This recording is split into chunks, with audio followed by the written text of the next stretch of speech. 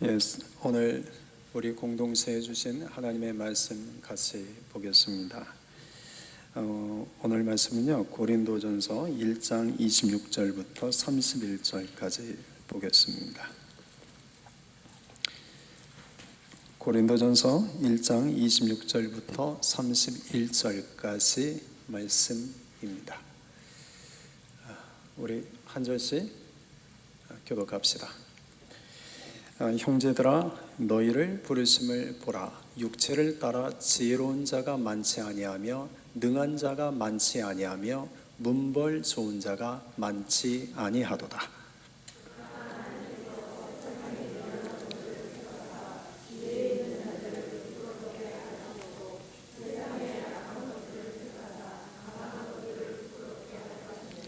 하나님께서 세상에 천한 것들과 멸시받는 것들과 없는 것들을 택하사 있는 것들을 폐하려 하시나니,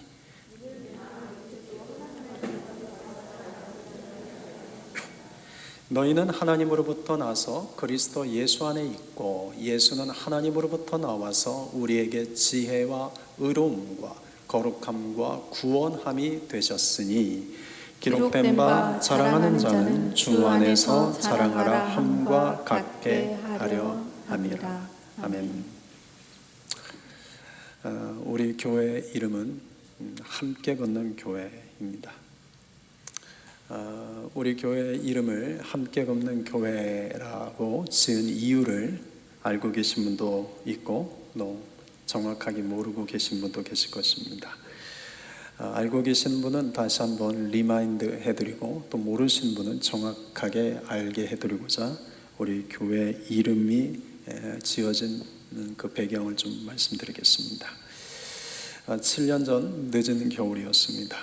교회 개척을 앞두고 있었습니다.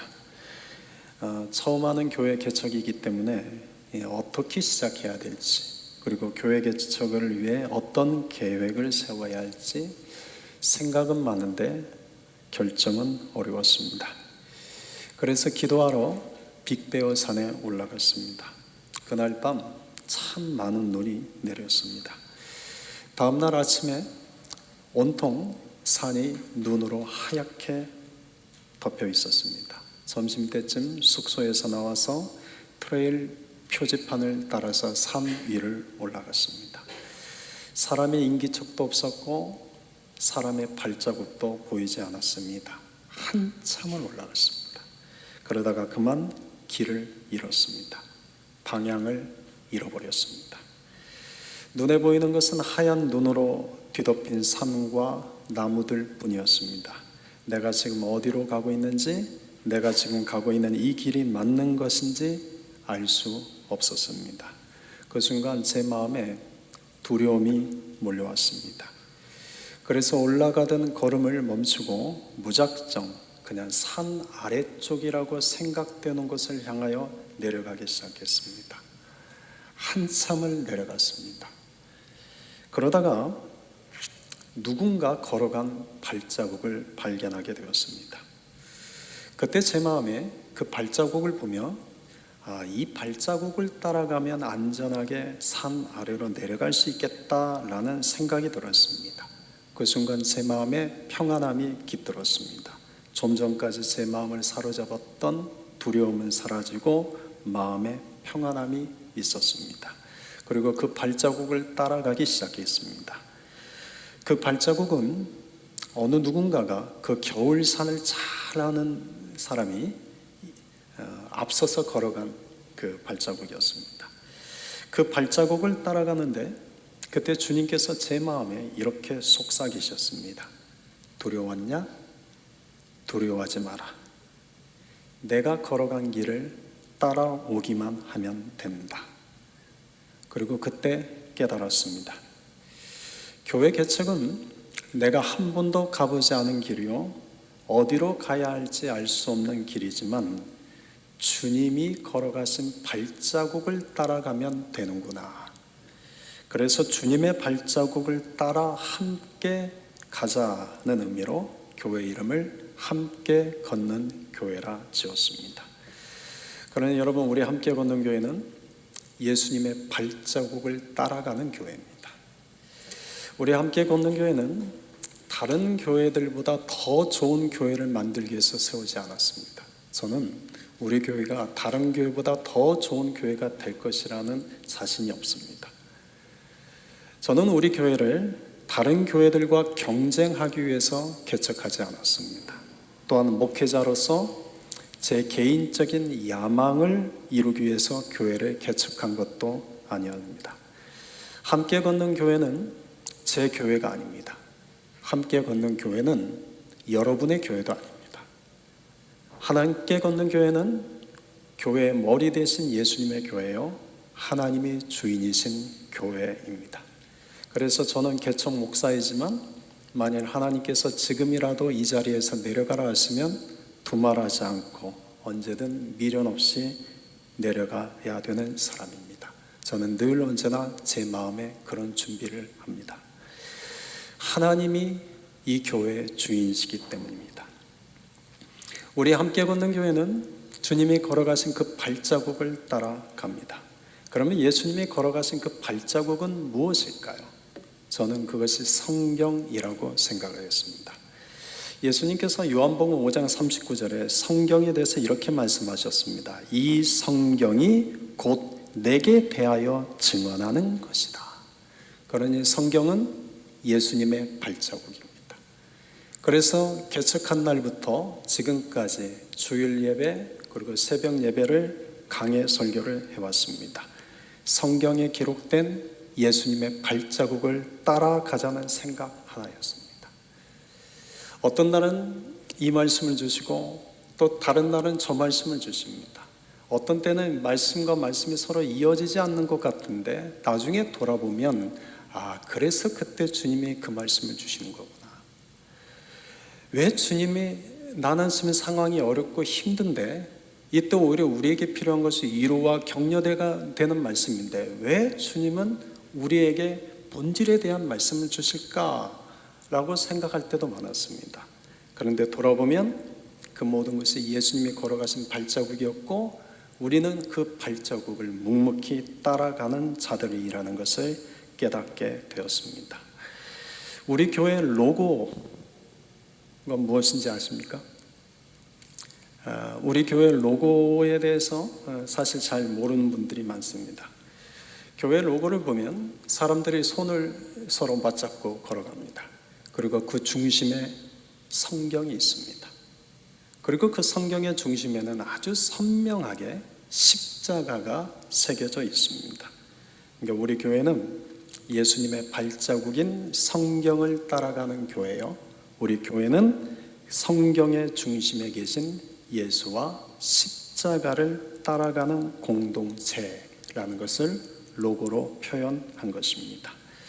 그러니 나중에 여러분이 왜 당신들의 교회는 함께 걷는 교회입니까? 왜 당신들의 이 로고는 무슨 뜻입니까? 라고 물으면 정확하게 대답해 주시길 바랍니다. 우리 함께 걷는 교회가 오늘로 7주년이 되었습니다. 돌아보면 주님께 감사할 것밖에 없습니다. 모든 것이 하나님의 은혜요, 일체 감사입니다. 주님 앞에 있는 우리의 모습은 부끄러운 뿐입니다. 그럼에도 불구하고 주님은 우리에게 너무나 큰 은혜를 때마다 시마다 베풀어 주셨습니다. 그래서 돌아보면 감사할 것밖에 없습니다. 오늘 창립 감사주일 예배를 드리는 제 마음속에 분명한 고백이 하나 있습니다. 그것을 사무엘이 고백했던 그 고백으로 대신하고자 합니다. 사무엘상 7장 12절입니다. 우리 같이 한번 읽어봅시다. 사무엘이 돌을 취하여 미스바와 센 사이에 세워 이르되 여호와께서 여기까지 우리를 도우셨다 하고 그 이름을 에베네셀이라 하니라. 이 미스바는 사무엘이 온 이스라엘 백성들을 한데 모아서 회개 기도를 했던 것입니다. 그리고 그 이후 블레셋과의 전쟁이 일어났는데 블레셋과 전쟁에서 승리한 이후에 사무엘은 그 미스바에 돌 하나를 세웁니다. 돌 무더기를 세우지 않고 돌 하나를 세웁니다. 그리고는 이렇게 사람들 앞에 외쳤습니다. 여호와께서 여기까지 우리를 도우셨다. 그리고 그 이름을 에베네셀이라 불렀습니다. 여러분, 왜 돌 하나를 세웠을까요? 돌 하나는 별 볼 일 없는 것입니다. 돌이 없는 지역에서는 돌 하나가 굉장히 귀한 것일지 모르지만 미스바 지역은 돌이 많은 지역입니다. 그러니 돌이 많은 지역에 돌 하나는 그냥 대수롭지 않는 것입니다. 그냥 별 볼 일 없는 것입니다. 그런데 왜 돌 하나를 세우셨을까요? 여러분, 별 볼 일 없고 하찮은 그 돌 하나일지라도 하나님의 손에 붙들면 골리앗도 쓰러뜨리고 블레셋도 패하게 만들 수 있습니다. 이스라엘은 자랑할 것도 없고 내세울 것도 없는 별 볼 일 없는 돌 하나와 같습니다. 그런데 하나님의 손에 별 볼 일 없는 돌 하나와 같은 이스라엘이 붙들리자 블레셋과 승리할 수 있었던 것입니다. 사랑하는 성도 여러분, 우리 교회도 돌 하나처럼 내세울 것 없고 자랑할 것 없는 별 볼 일 없는 작은 공동체에 지나지 않습니다. 그런데 보이지 않는 하나님의 손이 지난 7년간 우리를 붙들어 주셨습니다. 7년의 시간 동안 교회가 늘 좋고 기쁘고 행복했던 것만 아니었습니다. 힘들었던 시간도 많았습니다. 잠을 못 자게 할 만큼 괴롭게 하는 일들도 있었습니다.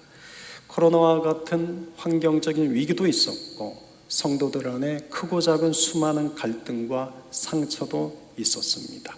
교회의 재정적인 어려움도 있었습니다. 그러나 그 시간들을 하나님은 보이지 않는 손으로 붙들어 주셨습니다. 그래서 그 어렵고 힘든 시간들을 이기게 하셨습니다. 그 어렵고 힘든 시간들이 돌아보니 우리의 승리가 되게 하셨습니다. 그러니 전적인 하나님의 은혜요, 하나님의 도우심입니다. 하나님은 우리에게 에벤 에셀의 하나님이 되어 주셨습니다. 그래서 오늘 이 시간 저는 하나님께 감사와 영광만 올려드립니다. 다윗이 역대상 29장에서 그 하나님의 영광, 하나님을 이렇게 찬양하며 영광의 기도를 올려드린 내용이 있습니다. 제가 그 다윗의 기도로 그 제 하나님을 향한 감사와 영광을 올려드리고 싶습니다. 역대상 29장 10절부터 13절까지입니다. 하나님 여호와여, 주는 영원부터 영원까지 송축을 받으시옵소서. 여호와여, 위대하심과 권능과 영광과 승리와 위엄이 다 주께 속하였사오니 천지에 있는 것이 다 주의 것이로소이다. 여호와여, 주권도 주께 속하였사오니 주는 높으사 만물의 머리이심이니이다. 부와 귀가 주께로 말미암고 또 주는 만물의 주제가 되사 손에 권세와 능력이 있사오니 모든 사람을 크게 하심과 강하게 하심이 주의 손에 있나이다. 우리 하나님이여, 이제 우리가 주께 감사하오며 주의 영화로운 이름을 찬양하나이다. 아멘. 우리는 육체적으로 자랑할 것이 없는 돌 하나와 같은 자들입니다.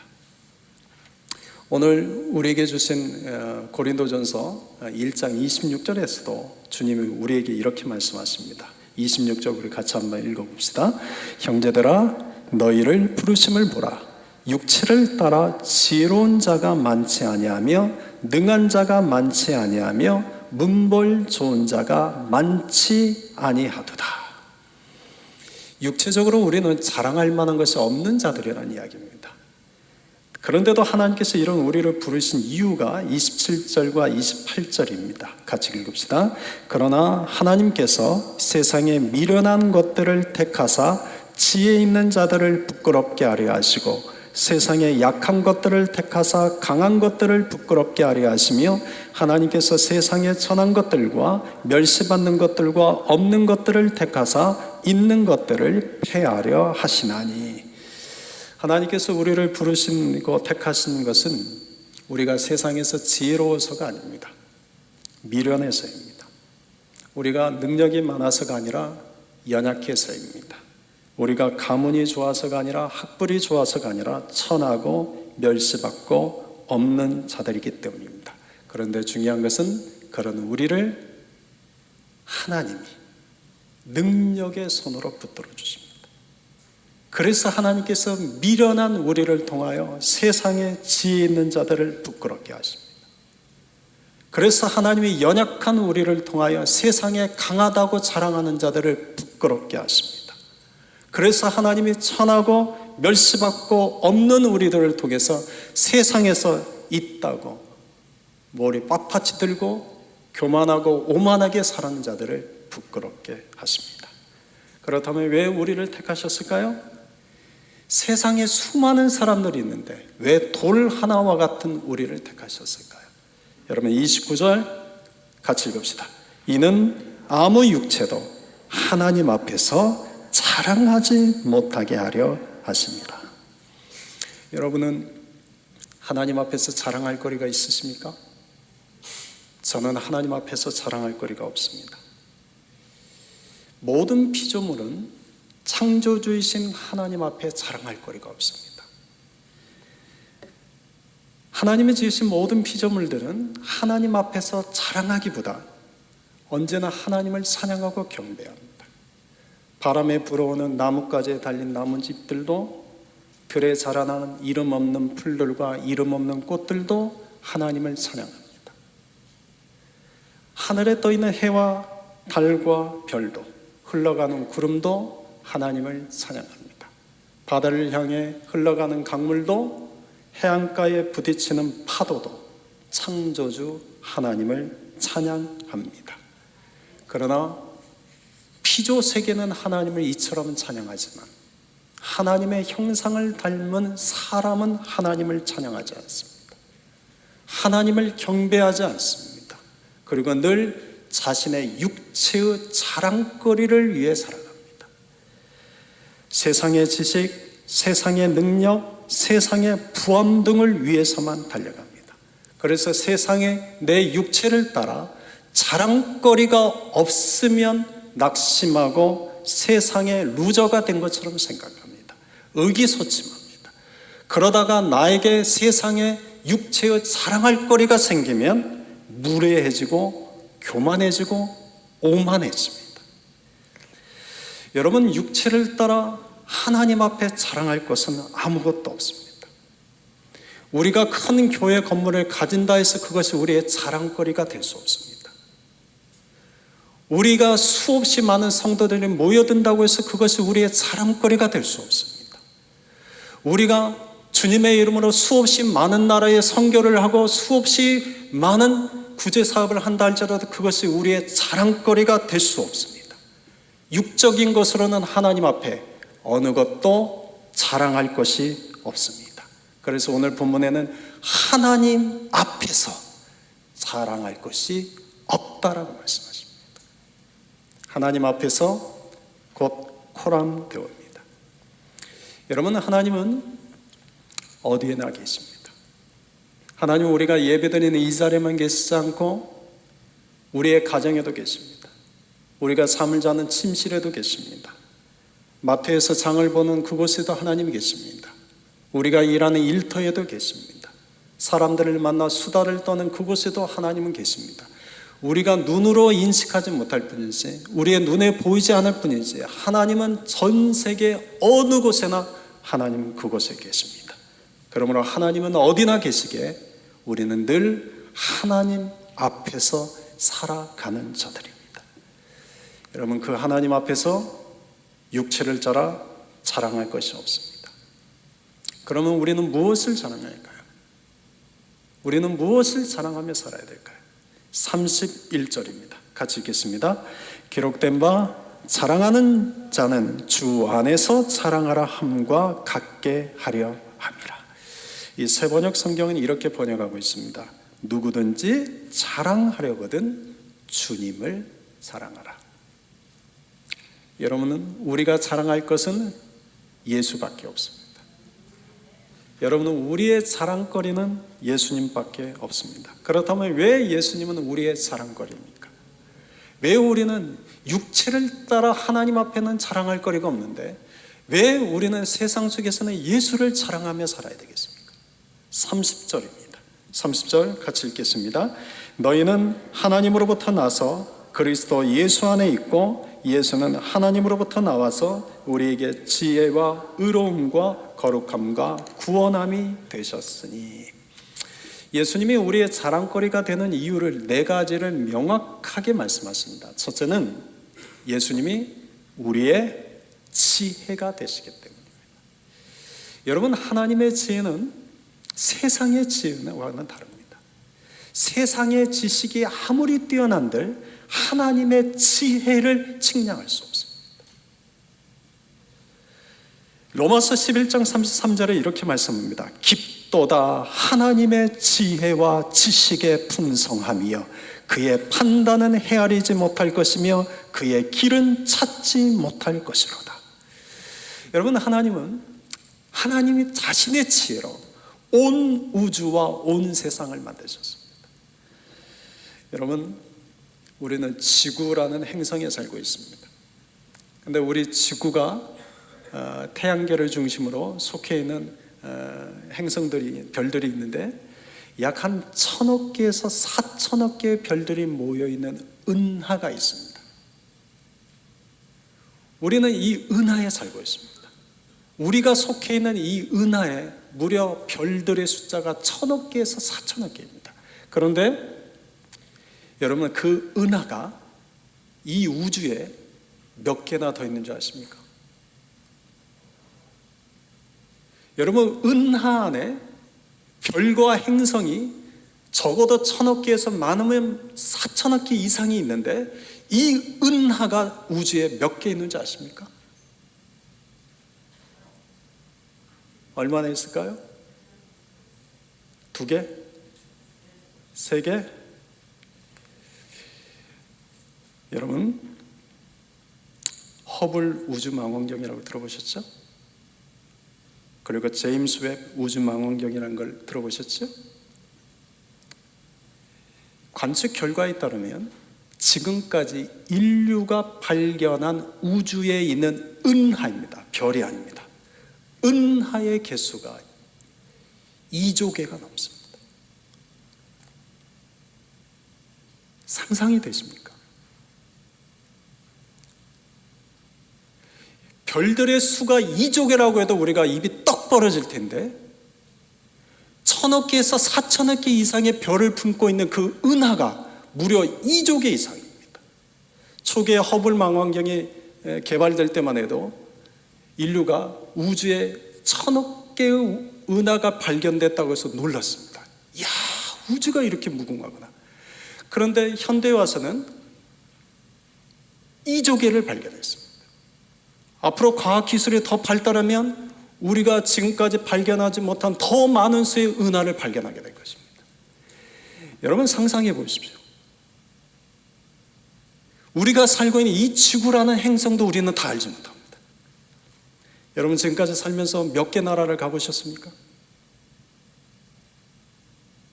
여러분, 우리는 이 지구라는 행성에 대해서도 잘 모릅니다. 그런데 우리가 속해 있는 은하에 별들만 4000억 개입니다.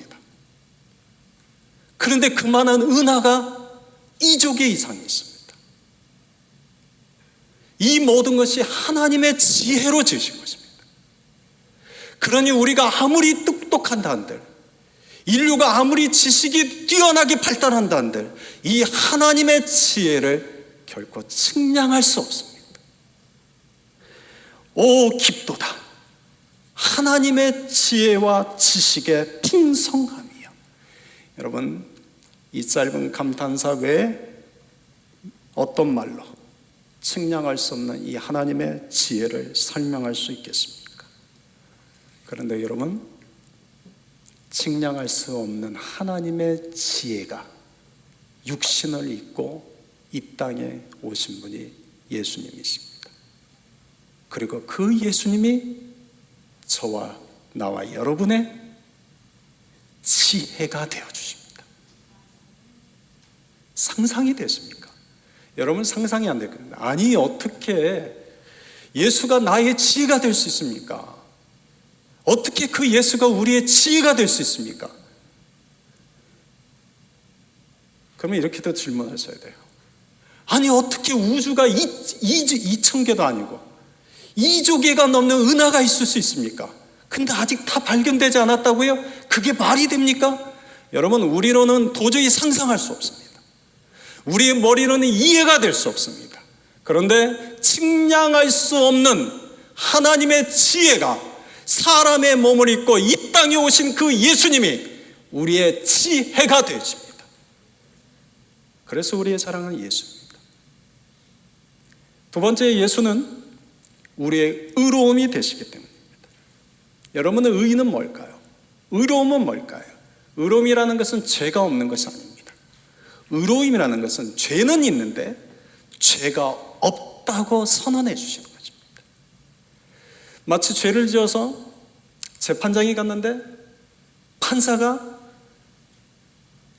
다음부터 죄 짓지 말고 살아, 너 죄 없어 하고 땅땅 해주는 것 같습니다.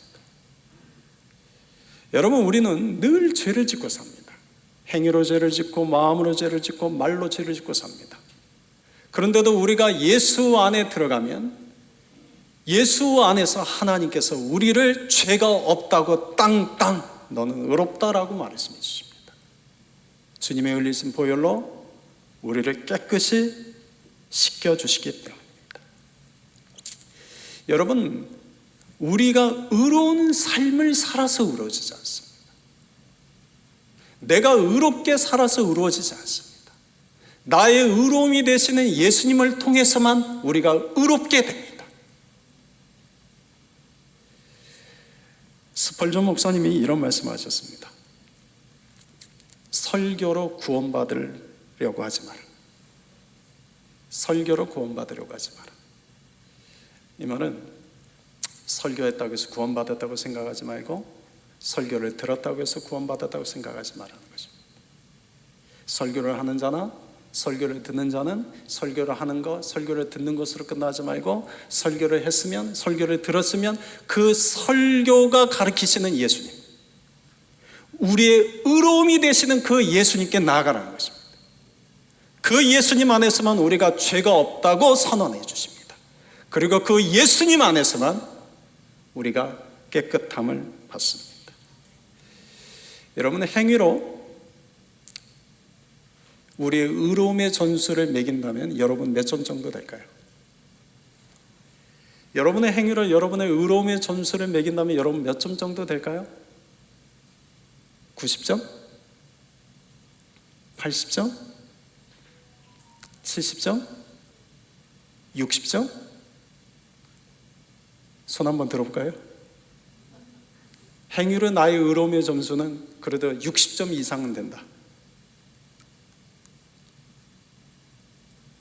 50점?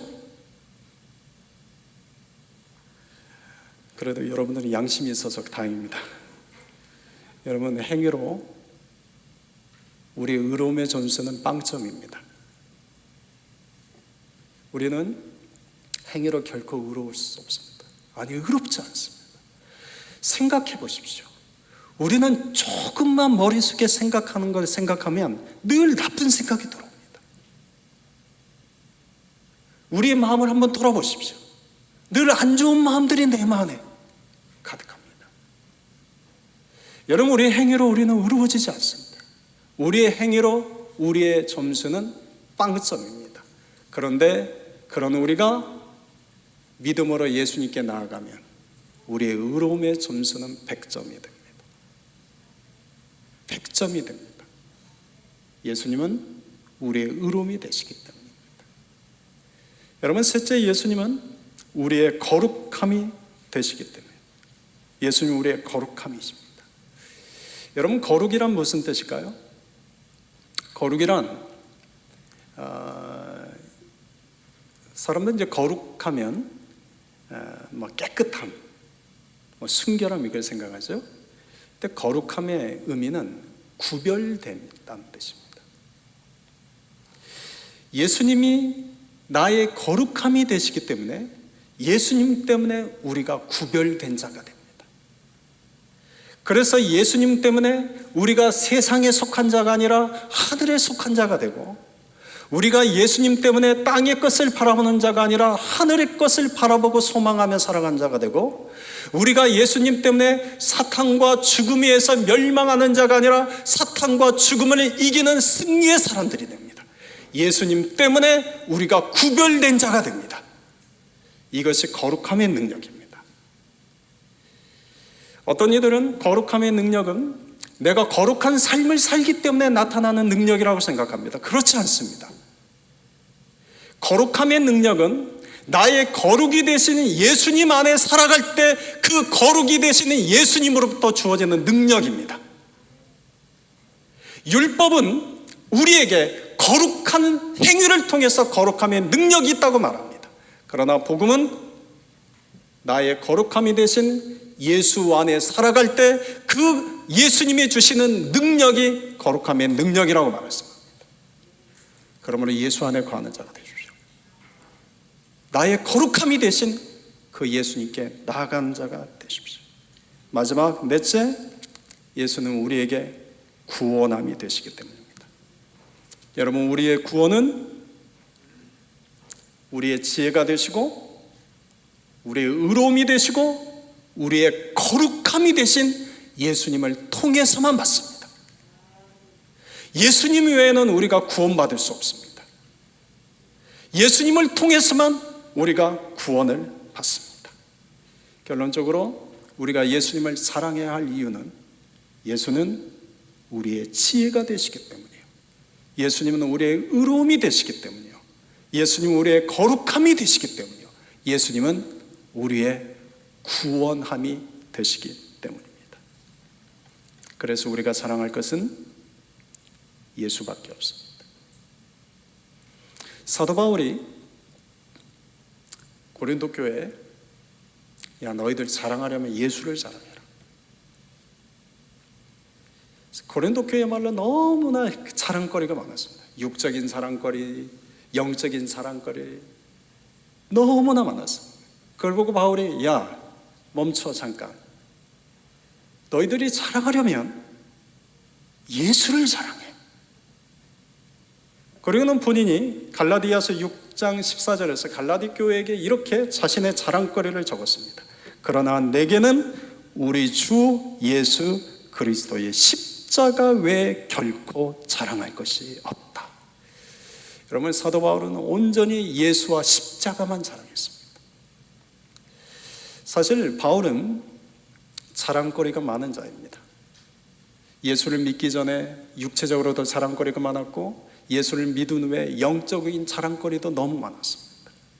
빌립보서 3장 5절 6절을 보면 자신이 예수 믿기 전에 육체의 자랑거리를 쭉 기록합니다. 그러면서 말하기를 내가 예수 믿은 이후에는 이 모든 것들이 배설물과 같다. 똥과 같다. 예수를 믿은 후에 사도 바울은 이제는 영적인 자랑거리가 많아졌습니다. 여러분, 사도 바울이 얼마나 능력이 많은 줄 아십니까? 사도 바울이 얼마나 수없이 많은 기적과 능력을 경험한 줄 아십니까? 그 내용도 우리가 사도행전을 통해서 예전에 살펴봤죠. 사도행전 16장에 보면 바울이 빌립보 감옥에 갇혔을 때 한밤중에 주님께 큰 소리 높여 찬양할 때 옥문이 열리고 창고가 부러졌습니다. 기적이 일어났죠. 사도행전 19장에 보면 사울이 몸에 덮었던 손수건과 앞치마가 있었는데 사람들이 그것을 가져다가 병자에게 주니까 병자가 낫고 귀신들이 떠나갔습니다. 사도행전 20장을 보면 바울이 드로아에서 말씀을 듣다가 졸다가 3층에서 떨어져 죽은 청년 유두고에게 가서 기도해 줬더니 죽은 자가 살아났습니다. 사도행전 28장을 보면 바울이 멜리데 섬에서 독사에게 물렸으나 아무런 해를 입지 않았습니다. 여러분, 사도행전에 보면 사도 바울이 얼마나 수없이 많은 성령의 능력이 있는 자요, 성령의 은사가 있는 자요, 체험과 기적과 간증이 많은 자인 줄 알게 됩니다. 그런데 여러분, 신약 성경 27권 중에 바울이 몇 권 기록했죠? 13권을 기록했습니다. 근데 바울이 기록한 13군데 어디에도 바울이 자신의 간증거리를 이야기하지 않습니다. 자신에게 이와 같은 성령의 능력이 있고 나에게 이런 역사가 나타났다는 것을 단 어디에도 말하지 않습니다. 이 모든 걸 누가 기록해 두었습니까? 의사 누가가 사도행전에 기록해 두었기 때문에 오늘 우리가 합니다. 근데 왜 바울은 요즘 같으면 이런 간증거리가 있으면 전 세계를 돌면서 간증 집회를 할 것입니다. 수많은 사람들이 환호할 것입니다. 그런데 바울은 어디를 가더라도 간증을 하지 않았습니다. 어딜 가도 자신에게 있는 성령의 능력과 성령의 역사를 말하지 않았습니다. 오직 예수와 십자가만 자랑했습니다. 오직 예수와 십자가만 가르쳤습니다. 그 이유가 뭔지 아십니까? 여러분, 간증 집회가 좋을 때가 있죠? 근데 간증 집회를 하고 나면 언제나 그 간증을 하는 사람이 높여집니다. 간증을 듣는 사람들이 예수를 보는 것이 아니라 그 간증하는 사람을 봅니다. 간증을 듣는 사람들이 그 간증을 하는 사람을 통해서 예수께 나아가는 것이 아니라 그 간증하는 사람에게 찾아갑니다. 사람들은 능력 있는 사람을 좋아합니다.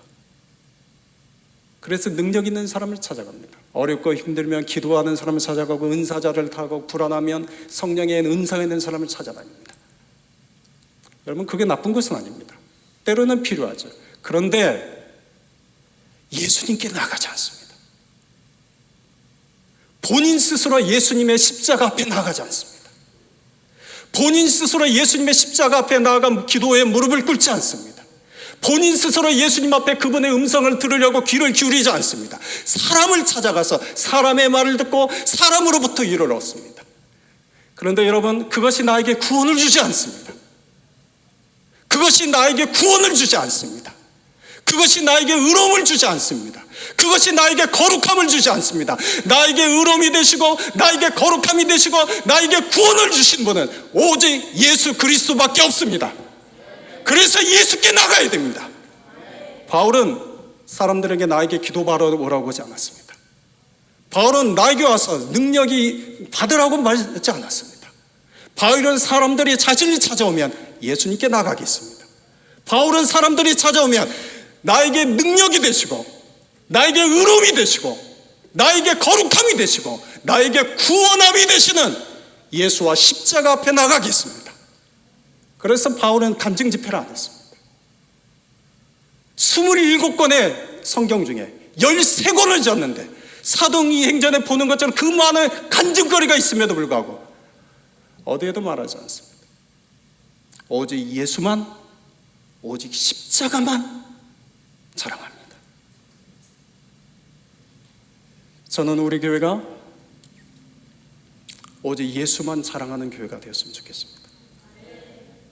저는 우리 교회가 오직 예수님만 찾고 십자가만 찾는 교회가 되었으면 좋겠습니다. 여러분, 예수님은 우리의 지혜이십니다. 예수님은 우리의 의로움이십니다. 예수님은 우리의 거룩함이십니다. 예수님의 우리의 구원함이 되십니다. 그 예수님만 우리의 자랑거리가 되십니다. 저는 창립 7주년을 맞이하는 오늘 꿈을 꿉니다. 우리 교회는 오직 예수와 십자가만 자랑하는 교회가 되는 꿈입니다. 창립 7주년을 맞이하는 오늘 여기까지 우리를 인도하셨고 여기까지 우리를 도우신 에베네셀의 하나님이 앞으로 우리를 인도하시고 도우실 것입니다. 또한 우리가 오직 예수와 십자가만 자랑하는 교회가 되게 하실 것입니다. 저는 이것을 믿습니다. 여러분, 주님의 교회는 완전합니다. 그러나 사람이 완전하지 않을 뿐입니다. 여러분, 주님의 교회는 영광스럽습니다. 그러나 사람이 그 영광을 가릴 뿐입니다. 여러분, 주님의 교회는 실패가 없습니다. 다만 사람이 실패할 뿐입니다. 주님의 교회는 영원합니다. 그 영원하신 주님의 교회, 지체로 부르신 우리들이 오직 예수님만, 오직 십자가만 붙들고 예수와 십자가를 자랑하며 살아가는 우리 모두가 됩시다. 아멘.